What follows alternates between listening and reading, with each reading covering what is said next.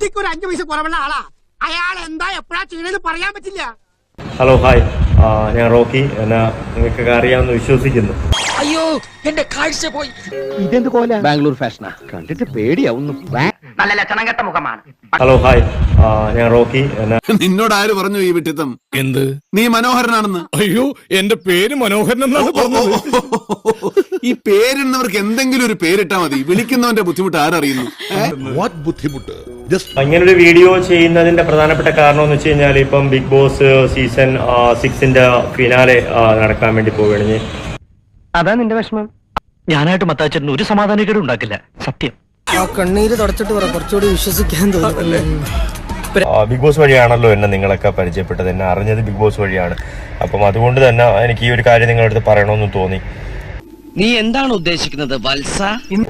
Fake ആയിട്ട് കിടന്ന് അടികൂടാനൊന്നും എനിക്ക് അറിയത്തില്ല. എനിക്ക് അങ്ങനെയുള്ള ശീലമില്ല. വെറും 2 പേരെ തലക്കടിച്ചു കൊന്നതേ ഉള്ളൂ. അതെ, അതൊക്കെ ശരിയാകുമെന്ന്. ഫൈനലിൽ നോർമലി നമ്മൾ ഇന്നുവരെ കണ്ടിട്ടുള്ള എല്ലാ ഫൈനലിലും തന്നെ ബിഗ് ബോസിൽ പങ്കെടുത്തിട്ടുള്ള എല്ലാ കണ്ടസ്റ്റന്റും ഫൈനലിൽ ഉണ്ടാവുക തന്നെ ചെയ്യും. പക്ഷെ അൺഫോർച്ചുനേറ്റ്ലി എനിക്ക് ഇതുവരെ ബിഗ് ബോസിന്റെ സൈഡിൽ നിന്ന് യാതൊരു കോളോ കാര്യങ്ങളോ ഒന്നും ഉണ്ടായിട്ടില്ല. അങ്ങനെ തന്നെ വേണം. ഇതൊക്കെ ഞങ്ങളോട് പറഞ്ഞത് എന്തിനാ? സത്യമാണോ ഈ പറയുന്നത്? ഇനി ഫൈനലിൽ നിന്ന് അവരെന്നെ ഒഴിവാക്കിയോ എന്ന് പോലും എനിക്ക് അറിയത്തില്ല. ഉള്ളിൽ സങ്കടം ഉണ്ട് കേട്ടോ, ഉള്ളിൽ സങ്കടം ഉണ്ട് കേട്ടോ. ഇങ്ങനെയൊന്നും പറയരുത്, ഇങ്ങനെയൊന്നും പറയരുത്. പ്രതിഷേധ പ്രകടനം സിന്ദാബാദ്, പ്രതിഷേധ പ്രകടനം സിന്ദാബാദ്, പ്രതിഷേധ പ്രകടനം സിന്ദാബാദ്. നിങ്ങൾക്കിപ്പോൾ കണ്ടക സാറ്റർഡേ ആണ്. എന്താ കണ്ടക ശനിയാണെന്ന്? എന്തായിരുന്നാലും ഫൈനൽ ഉണ്ടാവോ ഇല്ല എന്നുള്ള കാര്യം എനിക്ക് അറിയത്തില്ല. റോക്കി ഫൈനലിൽ കാണോ ഇല്ല എന്നുള്ള കാര്യം അറിയത്തില്ല. എന്തായിരുന്നാലും സാറിന്റെ ഒരു കഥ കേട്ട അതിൽ നിന്ന് എന്തെങ്കിലും ഒന്ന് പഠിക്കാനുണ്ടാവും.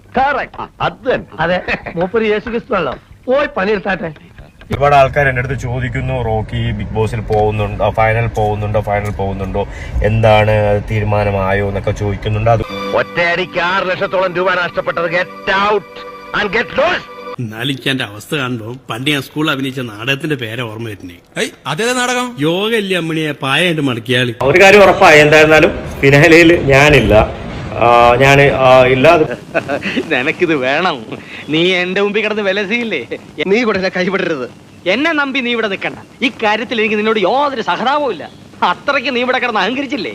ഈ ബിഗ് ബോസ് സംബന്ധപ്പെട്ട കാര്യങ്ങളൊന്നും സംസാരിച്ചിട്ടില്ല. നിങ്ങൾക്ക് എൻ്റെ വീഡിയോസ് ഒക്കെ നോക്കി കഴിഞ്ഞാൽ അറിയാൻ പറ്റും, ഞാൻ ഒന്നും പറഞ്ഞിട്ടില്ല. അയ്യോ, അപ്പൊ സത്യസന്ധതയ്ക്ക് ഇവിടെ യാതൊരു വിലയില്ലേ സാർ?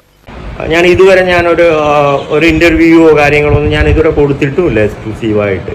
എന്തുകൊണ്ട് ഇത് നേരത്തെ പറഞ്ഞില്ല? പക്ഷെ ഞാനിപ്പോൾ ആഗ്രഹിക്കുന്നു, എനിക്കും പറയാനുണ്ട് ഒരുപാട്, അല്ലേ? ഇതത്ര സീരിയസ് ആയ അസുഖമല്ല, ഒരു സിനിമാ നടനാകാൻ കഴിയാത്തതിലുണ്ടായ ഡിപ്രഷനാ. നിന്റെ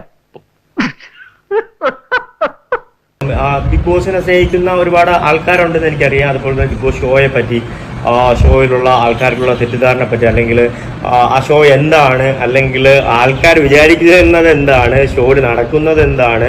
ഞാൻ ചെറുപ്പം മുതലേ ഇങ്ങനെയാ. എനിക്കെപ്പോഴേ ഉണ്ടായിരുന്നോ കൂളിംഗ് ഗ്ലാസ്? എൻ്റെതായിട്ടുള്ള രീതിയിലുള്ള കുറച്ച് ഇന്റർവ്യൂസ് വരുന്നുണ്ടാവും. തീർച്ചയായിട്ടും നിങ്ങളത് വാച്ച് ചെയ്യുക. അതിൽ റോക്കിക്കും ചിലത് പറയാനുണ്ട്, ഞാനത് പറയുക തന്നെ ചെയ്യും. ഈ നെറ്റുണ്ടല്ലോ, ഇവൻ ഫിറ്റ് ചെയ്ത് വന്നപ്പോ എവിടെയാണെന്നൊരു അത് ഫിറ്റ് ചെയ്യാൻ സ്ഥലമുണ്ട്. നിങ്ങൾക്ക് ഇപ്പൊ ഒരു നട്ട് പോയിട്ടുണ്ടല്ലോ, അത് അവിടെ ഇട്ട് ഫിറ്റ് ചെയ്താൽ മതി.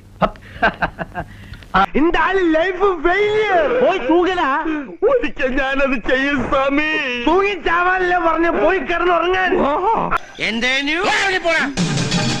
ആട്ടി ക്ലൈമാക്സ് നേരത്തെ അങ്ങനെയാണെങ്കിൽ ഞാൻ ഇപ്പൊ പോവും. പക്ഷേ ഞാൻ ഇനിയും വരും. Good night.